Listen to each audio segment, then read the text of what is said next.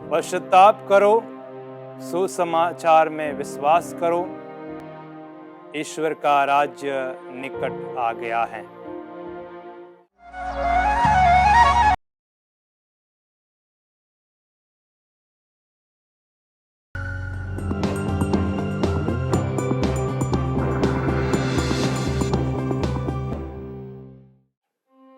पश्चाताप करो, ईश्वर का राज्य निकट आ गया है।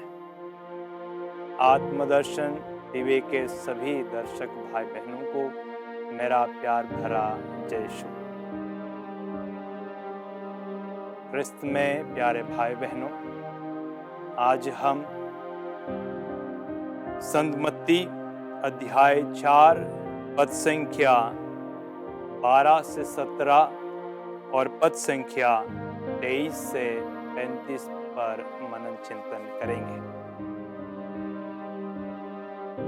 वचन हमसे कहता है कि यूहन्ना बपतिस्ता के गिरफ्तार हो जाने के बाद यीशु गलीलिया चले गए और वहां से होकर वह कफरनहूम रहने लगे। वचन आगे हमसे कहता है कि अंधकार में रहने वालों ने एक महती ज्योति देखी है। और वचनों को पूर्ण करते हुए प्रभु ये कहता है, पश्चाताप करो, ईश्वर का राज्य निकट आ गया है। उन अंधकार में बैठे हुए भाई बहनों को प्रभु ये कहता है, पश्चाताप करो। पाप रूपी जीवन में पड़े हुए लोगों को प्रभु कहता है, पश्चाताप करो। हर प्रकार की परेशानियों में, समस्याओं में, तकलीफों में, दुखों में पड़े हुए लोगों को प्रभु कहता है, पश्चाताप करो। क्यों? क्योंकि ईश्वर का राज्य निकट आ गया है। तो क्रिस्त में प्यारे भाई बहनों, अगर हमें ईश्वर के राज्य को पाना है तो हमें पश्चाताप करना है। प्रभु अपने वचनों में कहता है, पश्चाताप करो और मेरे पास लौट आओ। वह हमसे ये कहता है, आओ हम विचार करें। तुम्हारे पाप सिंदूर की तरह लाल क्यों ना हो, उसे मैं हिम की तरह स्वच्छ कर दूंगा। और जब हम पश्चाताप करते हैं, प्रभु का वचन हमसे भी ये कहता है कि यदि तुम पश्चाताप करोगे तो मैं तुम्हारे पापों को कभी याद नहीं करूंगा।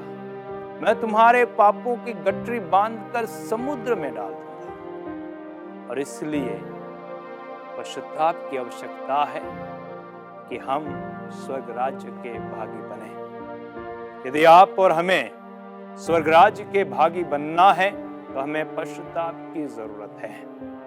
वचन हमसे ये बताता है कि प्रभु यीशु नाना प्रकार की बीमारियों को चंगा करते थे, चाहे लकवा हो, मिर्गी हो, चाहे अवधूत ग्रस्त हो, प्रभु उन्हें निकालते हैं। क्यों? क्योंकि ईश्वर के राज्य में इन सभी कमजोरियों को, बीमारियों का या अवधूतों का, बुरी आत्माओं का कोई स्थान नहीं है।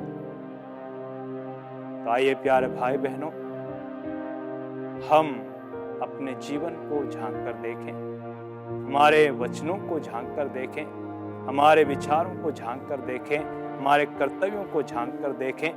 क्या हमने ऐसे कुछ कार्य किए हैं, ऐसे विचार किए हैं, ऐसे गलतियां किए हैं जो पाप के दायरे में आते हैं और हम अंधकार में पड़े हुए हैं? तो हमें प्रभु पश्चाताप का आह्वान करते हैं। क्यों?